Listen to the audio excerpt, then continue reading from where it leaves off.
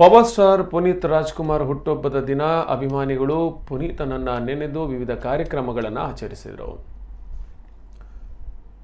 ಈ ನಡುವೆ ಪುನೀತ್ ಅಭಿಮಾನಿಗಳಿಗೆ ಇಷ್ಟವಾಯಿತು. ಪುನೀತ್ ರಾಜ್ಕುಮಾರ್ ಅವರ ಕಲಾಕೃತಿಗಳು ವಿವಿಧ ಕಲಾವಿದರ ಕೈಚಳಕದಲ್ಲಿ ಅದ್ಭುತವಾಗಿ ಮೂಡಿಬಂದವು.